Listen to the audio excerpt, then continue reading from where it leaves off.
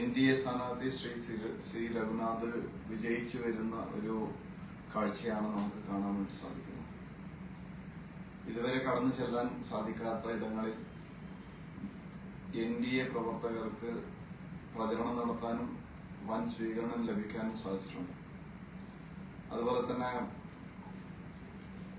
പരമ്പരാഗതമായിട്ട് LDF-നും UDF-നും വോട്ട് ചെയ്തു ഉണ്ടായിരുന്ന ജനവിഭാഗങ്ങൾ മാറി ചിന്തിച്ച് അവര് വോട്ട് ചെയ്യുന്നുണ്ട്. പുതിയ വോട്ടർമാർ NDAക്ക് അനുകൂലമായിട്ട് മോദിജിയുടെ വികസന നയങ്ങൾ ആകർഷിതരായിട്ട് കണ്ണൂരിലെ വികസനത്തിന് വേണ്ടി അവരും വോട്ട് ചെയ്യാൻ തയ്യാറായിട്ടുണ്ട്. മതന്യൂനപക്ഷങ്ങൾ സാധാരണഗതിയിൽ BJPക്കെതിരായിട്ടാണ് നിന്നിരുന്നെങ്കിൽ ഇത്തവണ അതിലും മാറ്റം വന്നിട്ടുണ്ട്. പ്രത്യേകിച്ച് ക്രിസ്ത്യൻ സമൂഹം ഇത്തവണ കണ്ണൂരിലും NDAക്ക് അനുകൂലമായിട്ട് ചിന്തിക്കുന്നുണ്ട്. കഴിഞ്ഞ ലോക്സഭയില് ശബരിമല വിഷയം കൊണ്ട് അയ്യപ്പ ഭക്തന്മാർ, ആ അയ്യപ്പ വിശ്വാസികൾ ഏത് സാഹചര്യത്തിലും പിണറായി വിജയന്റെ സ്ഥാനാർത്ഥിയെ വിജയിപ്പിക്കാൻ പാടില്ല എന്ന് ഉറച്ച തീരുമാനമെടുത്തതിന്റെ ഭാഗമായിട്ട് LDF-ന്റെ സ്ഥാനാർത്ഥിയായിരുന്ന ശ്രീമതി PK ശ്രീമതി പ്രത്യേകിച്ച് ഹൈന്ദവ വനിതാ ഭക്തന്മാരെ അപമാനിച്ചതിലൊക്കെ പ്രതിഷേധിച്ച് ശ്രീമതി ടീച്ചറെ ജയിക്കാൻ അനുവദിക്കരുത് എന്നൊരു നിലപാട് സ്വീകരിക്കുകയും അതിന്റെ ലാഭം കഴിഞ്ഞ തവണ രാഷ്ട്രീയമായിട്ടുള്ള നേട്ടം സുധാകരന് ലഭിക്കുകയും ചെയ്തിട്ടുള്ള സാഹചര്യമാണ്. പക്ഷേ സുധാകരൻ അങ്ങനെ ഒരു വലിയ വിജയം നേടിയിട്ടും ഈ ലോക്സഭാ മണ്ഡലത്തിൽ യാതൊരു തരത്തിലുള്ള വികസനം കൊണ്ടുവരാനോ ഇവിടുത്തെ വിഷയങ്ങൾ ഇടപെടാനോ അദ്ദേഹം ശ്രമിച്ചിട്ടില്ല എന്നുള്ളത് യാഥാർത്ഥ്യമാണ്. അത് ജനങ്ങൾക്കിടയിൽ, പ്രത്യേകിച്ച് കോൺഗ്രസ് അണികൾക്കിടയിൽ തന്നെ വലിയ മുറിവുണ്ടാക്കിയിട്ടുണ്ട്, പ്രതിഷേധമുണ്ട്. അത് ഇത്തവണ NDAക്ക് അനുകൂലമായിട്ട് വോട്ടായിട്ട് മാറും. വേറൊരു സാഹചര്യം, ഈ കണ്ണൂർ ലോക്സഭയിൽ ഇപ്പോൾ മത്സരം നടക്കുന്നത് ഇന്ത്യ സഖ്യത്തിന്റെ സ്ഥാനാർത്ഥികളായിട്ടുള്ള കോൺഗ്രസിന്റെ തന്നെ സുധാകരനും ഇന്ത്യ സഖ്യത്തിന്റെ മറ്റൊരു സഖ്യകക്ഷിയായിട്ടുള്ള CPM-ന്റെ സ്ഥാനാർത്ഥി ശ്രീ MV ജയരാജനുമാണ്. ഇവര് തമ്മിലുള്ള മത്സരമാണ്. ഇവര് തമ്മിൽ ഇന്ത്യ സഖ്യത്തിന്റെ സ്ഥാനാർത്ഥികളാണ് ഒരു ഭാഗത്ത്, മറുഭാഗത്ത് NDA സഖ്യത്തിന്റെ മോദി സർക്കാരിനെ അനുകൂലിക്കുന്ന NDAയുടെ BJPയുടെ സ്ഥാനാർത്ഥി ശ്രീ C രഘുനാഥ്. അപ്പൊ ഒരേ സഖ്യത്തിൽ രണ്ട് സ്ഥാനാർത്ഥികൾ ഇവിടെ മത്സരിക്കുകയാണ്. അപ്പൊ അതിന്റെ യുക്തി ജനങ്ങൾക്ക് മനസ്സിലാവുന്നില്ല. ഇവിടെ MV ജയരാജനും K സുധാകരനും ഒരേ കാര്യമാണ് പറയുന്നത്. അവരുടെ ശബ്ദത്തിൽ, അവരുടെ പ്രചരണത്തിൽ, അവരുടെ എല്ലാ കാര്യവും ഒന്ന് തന്നെയാണ്. അതിൽ വലിയ മാറ്റമൊന്നുമില്ല. അവരൊക്കെ പറയുന്നത് മോദിയെ താഴെ ഇറക്കാൻ വേണ്ടിയിട്ട് വോട്ട് ചെയ്യണം എന്നുള്ളതാണ്. അങ്ങനെ ആണെങ്കിൽ എന്തിനാണ് രണ്ടായിട്ട് മത്സരിക്കുന്നത് എന്നുള്ള ചോദ്യം ഇവിടെ ജനങ്ങൾ വളരെ ശക്തമായിട്ട് അവരോട് ചോദിക്കുകയാണ്. ആ ചോദ്യങ്ങൾക്ക് ഉത്തരമില്ലാതെ പകച്ചു നിൽക്കുന്ന സാഹചര്യമാണ്. അവർ പറയാൻ ശ്രമിക്കുന്നത് BJPക്കെതിരെ ഒരുമിക്കണമെന്നാണ്. അപ്പൊ ജനങ്ങൾ ചോദിക്കുന്നത് അങ്ങനെയാണെങ്കിൽ നിങ്ങൾക്ക് ഇവിടെയും ഒരുമിച്ച് മത്സരിച്ച പോലെ എന്തിന് രണ്ടാൾ മത്സരിക്കണം? ഒരേ സഖ്യത്തിന് രണ്ട് സ്ഥാനാർത്ഥികൾ എന്തിന് മത്സരിക്കണം എന്നുള്ളതാണ്. അപ്പൊ പരസ്പരം വിരുദ്ധമായിട്ടുള്ള വിരോധാഭാസമാണ് ഈ രണ്ട് സ്ഥാനാർത്ഥികളും ഇവിടെ പറയുന്നത്. അതുകൊണ്ട് ഒരേ സഖ്യത്തിന്റെ രണ്ട് സ്ഥാനാർത്ഥികളെ അംഗീകരിക്കാൻ സ്വന്തം മുന്നണിയുടെ പ്രവർത്തകരും നേതാക്കന്മാരും തയ്യാറില്ല, ജനങ്ങളും തയ്യാറില്ല. ഈ ഒരു രാഷ്ട്രീയ സാഹചര്യത്തിൽ മോദിജിയുടെ സുനാമി ആഞ്ഞടിക്കുന്ന ഈ കാലഘട്ടത്തിൽ NDA ജയിക്കുമെന്നുള്ളതാണ് ഇപ്പോഴത്തെ ഞങ്ങളുടെ കണക്കുകൂട്ടൽ. വളരെ നല്ല രീതിയിൽ പ്രചരണം നടക്കുന്നുണ്ട്, വളരെ നല്ല രീതിയിൽ സമ്പർക്കം നടത്തുന്നുണ്ട്. ജനങ്ങളുടെ ഭാഗത്തുനിന്ന് വിജയിക്കാനുള്ള ഒരു സ്ഥാനാർത്ഥി എന്ന നിലയ്ക്ക് ശ്രീ സി രഘുനാഥ് മുന്നേറിക്കൊണ്ടിരിക്കുകയാണ്. ഇത് തിരിച്ചറിഞ്ഞ LDFും UDFും ഈ തെരഞ്ഞെടുപ്പ് അട്ടിമറിക്കാനുള്ള ശ്രമത്തിലാണ്. ഈ തെരഞ്ഞെടുപ്പിൽ LDFും UDFും അവരുടെ പരമ്പരാഗത വോട്ട് നഷ്ടപ്പെടും, പുതിയ വോട്ട് അവർക്ക് ലഭിക്കില്ല എന്ന് ഉറപ്പായപ്പോ ഭീഷണിപ്പെടുത്തിയും കള്ള വോട്ട് ചെയ്തും നേടിയെടുക്കാൻ വേണ്ടിയിട്ടുള്ള ശ്രമത്തിലാണ്. CPMന്റെ കേന്ദ്രങ്ങളിലും ഇതിന് വലിയ രീതിയിലുള്ള തയ്യാറെടുപ്പ് നടത്തിക്കൊണ്ടിരിക്കുകയാണ്. വലിയ ഗൂഢാലോചന ഇതുമായി ബന്ധപ്പെട്ട് നടത്തിക്കൊണ്ടിരിക്കുകയാണ്. UDFന്റെ കേന്ദ്രങ്ങളിലും ഇതുപോലെ തന്നെ കോൺഗ്രസിന്റെയും മുസ്ലിം ലീഗിന്റെയും SDPIയുടെയും ഒക്കെ പോക്കറ്റുകളിലും ഇതേപോലെ കളവോട്ട് ചെയ്യാൻ വേണ്ടിയിട്ടുള്ള വലിയ ഗൂഢാലോചന, വലിയ ശ്രമം, അതിനു വേണ്ടിയിട്ടുള്ള ആസൂത്രണം നടന്നുകൊണ്ടിരിക്കുകയാണ്. ഈ രണ്ടു കൂട്ടരും അവര് കള്ളവോട്ട് ചെയ്യുന്നത് അവരുടെ സ്വന്തം പാർട്ടിയുടെ പ്രവർത്തകരെ കൊണ്ട് മാത്രമല്ല, അവരുടെ സഹായത്തോടു കൂടി മാത്രമല്ല. ഞങ്ങൾക്ക് ലഭിച്ചിട്ടുള്ള വിവരമനുസരിച്ച് LDFന്റെയും UDFന്റെയും സർവീസ് സംഘടനകൾ, പ്രത്യേകിച്ച് CPMന്റെയും കോൺഗ്രസിന്റെയും ലീഗിന്റെയും സർവീസ് സംഘടനകൾ, അവരെ സർവീസ് സംഘടനയുടെ ഉദ്യോഗസ്ഥന്മാർക്ക് നിർദ്ദേശം കൊടുത്തിരിക്കുകയാണ്. അത്തരം ചില ഗൂഢനീക്കങ്ങൾ, ചില മീറ്റിങ്ങുകൾ ഒക്കെ നടത്തി കള്ള വോട്ട് ചെയ്യാനുള്ള എല്ലാ വഴിയും, എല്ലാ ഒത്താശയും ചെയ്യാൻ വേണ്ടിയിട്ട് നിർദ്ദേശം കൊടുത്തിരിക്കുകയാണ്. അതത് സംഘടനയിൽപ്പെട്ട അംഗങ്ങൾക്ക്, ഉദ്യോഗസ്ഥന്മാർക്ക്, തെരഞ്ഞെടുപ്പ് ഡ്യൂട്ടി ലഭിക്കുന്നവർക്ക് അത്തരം നിർദ്ദേശം കൊടുത്തിരിക്കുകയാണ്.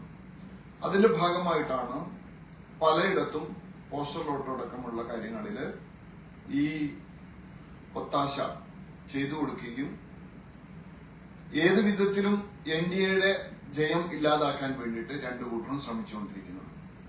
വലിയ രീതിയിൽ ഭീഷണിപ്പെടുത്തി മാരകായുധങ്ങളുമായി ബൂത്തിലിരിക്കാനുള്ള സാഹചര്യം ഇല്ലാതാക്കി ബൂത്ത് പിടിക്കാനുള്ള ശ്രമവും രണ്ടു കൂട്ടരും നടത്തിക്കൊണ്ടിരിക്കുകയാണ്. അതുകൊണ്ട് ഞങ്ങൾ തെരഞ്ഞെടുപ്പ് കമ്മീഷനോട് വീണ്ടും ആവശ്യപ്പെടുന്നത്, അഭ്യർത്ഥിക്കുന്നത്, നിഷ്പക്ഷമായിട്ടുള്ള ഒരു തെരഞ്ഞെടുപ്പ് ഇവിടെ നടക്കണം. അതിനാവശ്യമായിട്ടുള്ള സുരക്ഷാ ക്രമീകരണങ്ങൾ കുറച്ചുകൂടി കൂടുതലാക്കണം.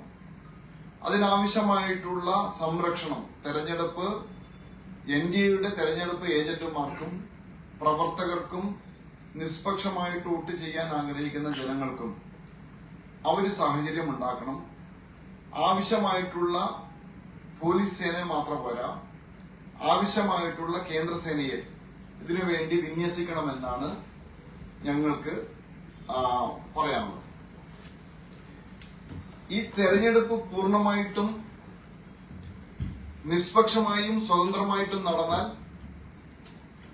BJPയുടെ സ്ഥാനാർത്ഥി ശ്രീ സി രഘുനാഥ് ജയിക്കുമെന്ന കാര്യത്തിൽ ഒരു സംശയവും വേണ്ട. ഈ ഇന്ത്യ മുന്നണിയുടെ രണ്ട് കൂട്ടരും ചെയ്യുന്നത് അവർ തീവ്രവാദി സംഘടനകളെ കൂട്ടുപിടിക്കുകയാണ്. കോൺഗ്രസ് SDPIയുടെ കൂട്ടുപിടിക്കുമ്പോൾ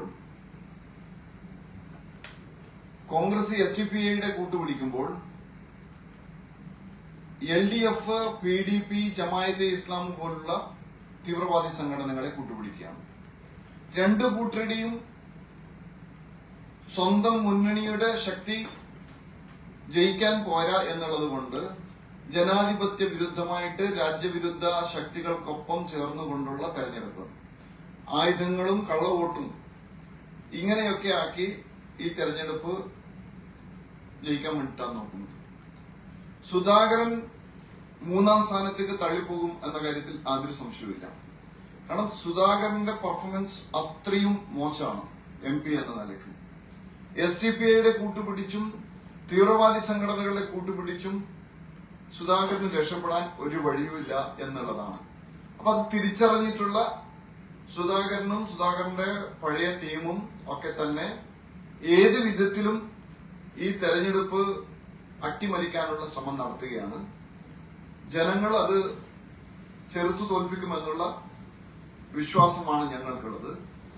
ഞങ്ങൾ ഒന്നുകൂടി തെരഞ്ഞെടുപ്പ് കമ്മീഷന് ഇതുമായി ബന്ധപ്പെട്ട് നിഷ്പക്ഷമായിട്ടുള്ള തെരഞ്ഞെടുപ്പ് നടത്താനുള്ള ഒരു അവസരം ഉണ്ടാക്കാൻ വേണ്ടിയിട്ട് അതിനാവശ്യമായിട്ടുള്ള സുരക്ഷാ ക്രമീകരണം ഒരുക്കാൻ വേണ്ടിയിട്ട് ഒന്നുകൂടി ഞങ്ങൾ അഭ്യർത്ഥിക്കുകയാണ്.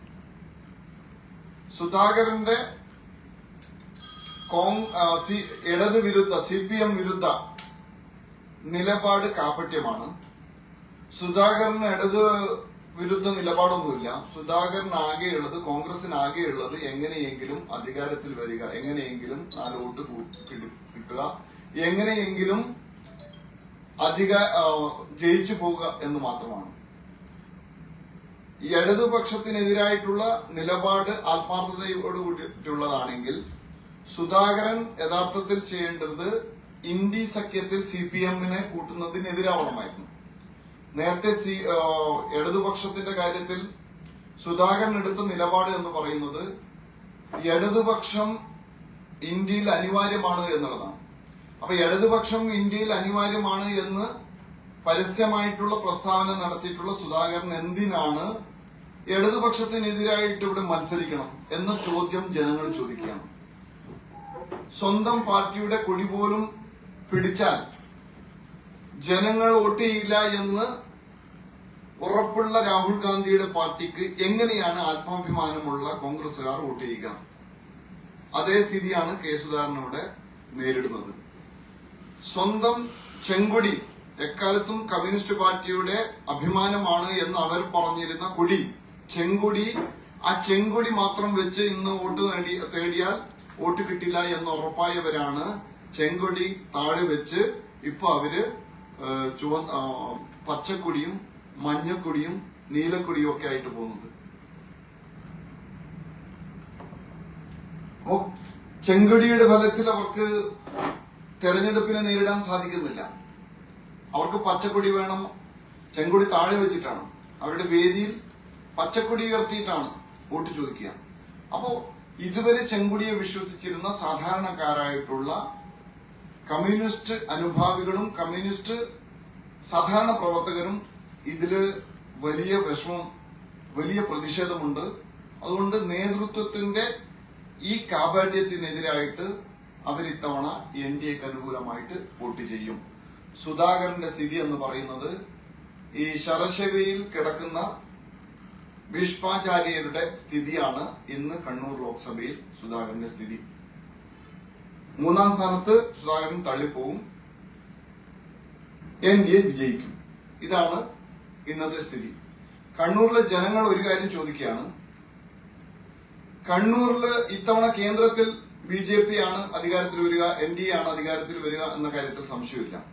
അപ്പൊ NDA അധികാരത്തിൽ വരുമ്പോൾ കണ്ണൂരിലെ MP എന്തിന് പ്രതിപക്ഷ MP വേണം? ഭരണപക്ഷത്ത് സ്ഥാനാർത്ഥി ജയിക്കുകയാണെങ്കിൽ ഇവിടുത്തെ വികസന കാര്യം നടക്കും, ഇവിടെ മറ്റു കാര്യങ്ങൾ നടക്കും. ജയിച്ചാൽ ഇവിടെ CSR ഫണ്ട് വരും, ഇവിടെ കൃത്യമായിട്ടുള്ള എല്ലാ വികസന പ്രവർത്തനങ്ങളും ഇടപെടലും ഒക്കെ നടക്കും എന്നുള്ളത് കൊണ്ട് ഇത്തവണ രഘുവേട്ടന് കണ്ണൂരിലെ ജനം വോട്ട് ചെയ്യും. മറ്റൊരു കാര്യം, അത് നമ്മുടെ കൂടെ ഞാൻ നേരത്തെ പരിചയപ്പെടുത്താത്തതാണ്. നമ്മുടെ കൂടെ നിങ്ങൾക്കെല്ലാം ഒരുപക്ഷെ പരിചയം ഉണ്ടാവാം. ഞാൻ നേരത്തെ പറഞ്ഞ സുധാകരന്റെ കാപട്യത്തിൽ ശക്തമായിട്ടുള്ള പ്രതിഷേധമുള്ള കോൺഗ്രസുകാർ ഇന്ന് രഹസ്യമായിട്ടും പരസ്യമായിട്ടും NDAക്കൊപ്പം വരികയാണ്. അവര് പരസ്യമായിട്ട് രംഗത്ത് വന്നവരുമുണ്ട്, രഹസ്യമായിട്ട് ഞങ്ങളെ സഹായിക്കുന്നവരുമുണ്ട്. സുധാകരന്റെ കൂടെ പോകുന്ന ആൾക്കാർ തന്നെ NDAക്ക് അനുകൂലമായിട്ട് പ്രവർത്തിക്കുന്നുണ്ട്. സുധാകരന്റെ വാർ റൂമിൽ തന്നെ വലിയ രീതിയിലുള്ള വിള്ളലുണ്ട്. അതുകൊണ്ട് അതിന്റെ ഏറ്റവും അവസാനത്തെ ഒരു കാര്യമാണ് ഇന്നിപ്പോ വേദിയിൽ നിൽക്കുന്ന ശ്രീ VK മനോജ്. ശ്രീ VK മനോജ് സുധാകരൻ MP-യുടെ പേഴ്സണൽ അസിസ്റ്റന്റ് ആയിട്ട് കുറെ കാലമായിട്ട് അദ്ദേഹത്തിന്റെ മനസാക്ഷി സൂക്ഷിപ്പുകാരനെ പോലെ തന്നെ പ്രവർത്തിക്കുന്ന ആളാണ്. അദ്ദേഹം സുധാകരന്റെ ക്യാമ്പ് ഒഴിവാക്കി കോൺഗ്രസ് ഉപേക്ഷിച്ച് ഇന്ന് NDAയിൽ ചേരുകയാണ്. Shri V K Manoj Sudhakaran MP ആയ സമയത്ത് ഡൽഹിയിൽ അദ്ദേഹത്തിന്റെ PA ആയിട്ട് പ്രവർത്തിക്കുകയും അതിനുശേഷം ഇടക്കാലത്ത് MP അല്ലാതിരിക്കുമ്പോൾ അദ്ദേഹത്തിന്റെ നിഴലായി പ്രവർത്തിച്ച ഒരാളാണ്. അദ്ദേഹത്തെ BJPയിലേക്ക് നമ്മുടെ ഇവിടുത്തെ സ്ഥാനാർത്ഥി ശ്രീ C രഘുനാഥ് ഷാള് അണിയിച്ച് സ്വാഗതം ചെയ്യും.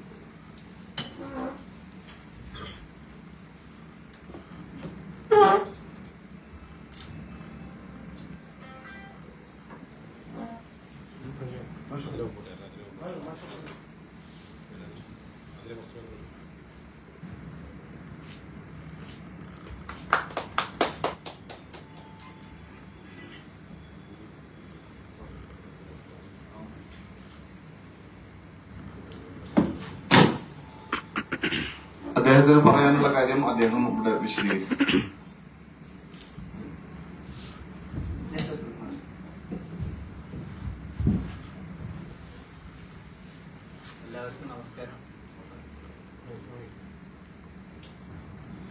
എല്ലാവർക്കും നമസ്കാരം. സാറ് പറഞ്ഞ പോലെ കെ സുധാകരൻ 2009 മുതൽ 2014 വരെ ആദ്യമായിട്ട് MP ആയി തെരഞ്ഞെടുക്കപ്പെട്ടു. ആ സമയത്ത് കൂടെ തന്നെ ഞാനായിരുന്നു അദ്ദേഹത്തിന്റെ PA.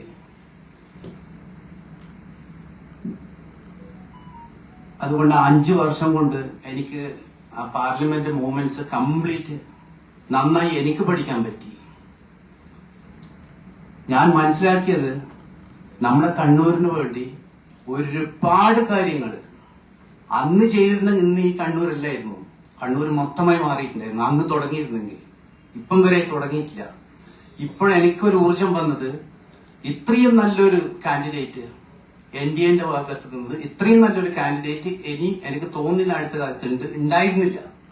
അത്രയും രഘുവേട്ടന് അത്രയും നല്ല കപ്പാസിറ്റി ഉണ്ട് എന്നതിന് എനിക്ക് തോന്നി. ഇനി എന്റെ കഴിവുകൾ മൊത്തം എനിക്ക് തെളിയിക്കാൻ പറ്റും രഘുവേട്ടനൊരു സപ്പോർട്ടായി നിന്നുകൊണ്ട്. ഭരിക്കുന്നത് BJP ആയതുകൊണ്ട് അതിന്റെ തന്നെ NDAയുടെ ഒരു ആള് ഇവിടുന്ന് ജയിച്ച് MP ആയി പോവാ എന്ന് വെച്ചാൽ അതിന് ഡബിൾ എഫക്റ്റ് വരുന്നത്. സാധാരണ ഒരു MP പോകുന്നത് പോലെയല്ല. ഭരണകക്ഷിയുടെ ഒരു MP എന്ന് പറയുമ്പോൾ ഒരുപാട് കാര്യങ്ങൾ എല്ലാ മിനിസ്ട്രിയിലും പോയിട്ട് ഫ്രീ വിസ പോലെയാണ്. കേറി സാധിച്ചിട്ട് വരാൻ പറ്റും എന്നാണ് ഞാൻ എന്റെ എക്സ്പീരിയൻസോട് മനസ്സിലാക്കാൻ പറ്റിയത്. അതുകൊണ്ട് ഞാൻ ഇവിടെ കണ്ണൂരിലെ ആൾക്കാരോട് ഞാൻ അപേക്ഷിക്കാണ്, കക്ഷി രാഷ്ട്രീയം ജാതി മതം കംപ്ലീറ്റ് മാറ്റി വെച്ചുകൊണ്ട് ഒന്നടങ്കമായിട്ട് രഘുവേട്ടന് വോട്ട് ചെയ്ത് ജയിപ്പിച്ച് 5 വർഷം വേണ്ട 3 വർഷത്തിൽ തെളിയിക്കാൻ പറ്റും. അതിന് മാറ്റം വെറും 3 വർഷം കൊണ്ട് ഒരുപാട് കാര്യങ്ങൾ ചെയ്യാൻ പറ്റും. എല്ലാ മിനിസ്ട്രിയിൽ നിന്ന് ഒരുപാട് ഫെസിലിറ്റീസ് നമ്മൾ കണ്ണൂരേക്ക് പമ്പ് ചെയ്യാൻ പറ്റുന്നുണ്ട്. ഒന്നും അനക്കാതെ കൊണ്ട് വെച്ചിരിക്കുക. രഘുവേട്ടന് അതിന് കഴിവുണ്ട്, സമയമുണ്ട്. കൂടെ ഞാൻ എന്റെ എക്സ്പീരിയൻസ് വെച്ച് ഞാൻ രഘുവേട്ടന്റെ ബാക്കിൽ തന്നെ ഉണ്ടാവും. അത്രയും ഞാൻ പറഞ്ഞുകൊണ്ട് ഞാൻ ഒന്നുകൂടി അപേക്ഷിക്കുന്നു, ഈ ഒരു അവസരം നഷ്ടപ്പെടുത്തരുത്. നന്നായി ഉപയോഗിച്ച് ഒന്ന് മാറ്റിപ്പിടിച്ച് നോക്കുക. 10-70 വർഷമായിട്ട് ഇങ്ങനെ മാറിക്കൊണ്ടിരിക്കുന്നല്ലേ ഇത്. ഒരു ലെഫ്റ്റും റൈറ്റും പറഞ്ഞ് ഇനി ഒന്ന് മാറ്റി ചിന്തിച്ച് നോക്കുക. ഒരു പുതിയൊരു നേതൃത്വം വരട്ടെ കണ്ണൂരിൽ വേണ്ടിയിട്ട്. എന്നിട്ട് നോക്ക് എന്ത് ചെയ്യാൻ പറ്റും. ഏതായാലും NDA വരുന്ന കാര്യം യാതൊരു ഡൗട്ടില്ല. NDAന്റെ കൂടെ ഒരു ഭരണകക്ഷിയുടെ ഒരു MPയും കൂടി എന്ന് പറയുമ്പോൾ നമുക്ക് ഇതിലും നല്ലൊരു അവസരം എനിക്ക് കിട്ടാനില്ല കണ്ണൂരിന് വേണ്ടിയിട്ട്. അത് രഘുവേട്ടനെ പോലത്തെ ഒരാളും വളരെ ഡൈനാമിക് ആണ്. ഞാൻ നന്നായി തൊട്ടറിഞ്ഞ് അതുകൊണ്ട് തന്നെയാണ് ഞാൻ തീരുമാനിച്ചത്. രഘുവേട്ടനായതുകൊണ്ട് ഇനി ഇതിന്റെ അപ്പുറം എനിക്ക് എന്റെ ജീവിതത്തിൽ ഒരു ഓപ്ഷൻ ഇല്ല. അതുകൊണ്ട് തന്നെ ഞാൻ ഇതിലോട്ട് വന്ന് ചേർന്നു. നിങ്ങൾ അതുകൊണ്ട് ഒന്നുകൂടി ഞാൻ പറയാന്ന്, നന്നായിട്ട് നിങ്ങളുടെ ഇനി 2 ദിവസം ബാക്കിയുണ്ട്, 3 ദിവസം ബാക്കിയുണ്ട്. നഷ്ടപ്പെടുത്തേണ്ട അവസരം പിന്നെ 5 വർഷമേ ടൈം കിട്ടുള്ളൂ. അത്രയും പറഞ്ഞുകൊണ്ട് ഞാൻ നിർത്തുന്നു. നന്ദി, നമസ്കാരം.